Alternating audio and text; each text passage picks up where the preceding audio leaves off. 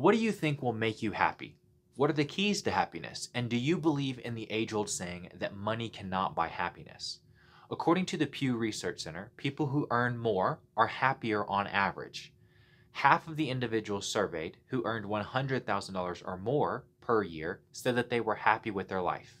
And only 25% of the respondents who earned $30,000 or less annually declared that they were happy. So maybe money does buy happiness.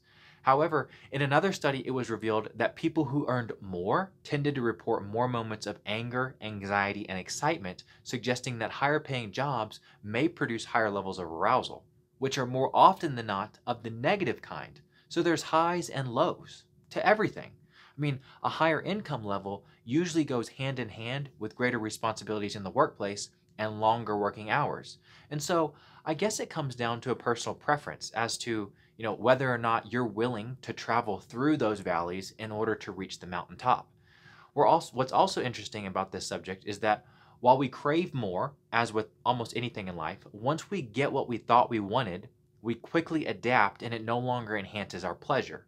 We adapt to our newly acquired goods. We may desire to own a new home, have a fancier car, go on vacation more often, eat at high-end restaurants, and buy expensive clothing. However, once we have all this, within probably a couple months, we acclimate and the extra cash no longer contributes significantly to our level of happiness. Also, what's interesting is that this ties into the concept of relativity, which I just did a video on that you can find right here. Several researchers have suggested that what contributes to our happiness is not our absolute wealth, but rather our relative wealth.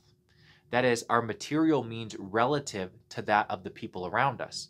We may be happy earning $80,000 a year if our neighbors, peers, and relatives are all earning, let's say, $50,000.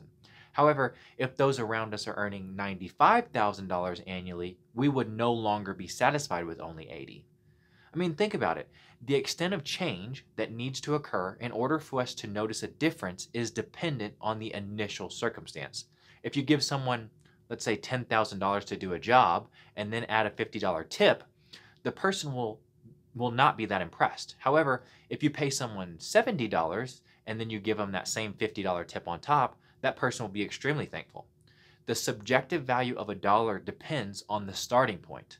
A dollar is valued more if you start off with only $1 than if you start off with $100.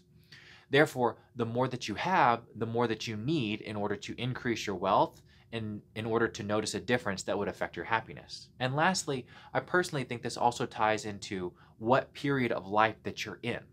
Are you a young adult, a teenager, elderly? I read a book recently entitled Die with Zero, and I thought it was a great book, but one point that ties into this video is being able to determine the utility of money at that particular stage in your life versus later on down the road.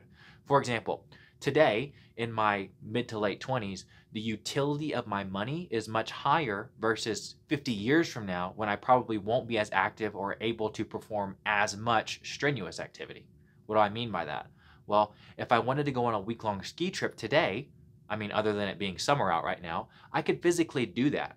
Whereas 50 years from now, I probably will be wiped out after, a day or two on the mountain.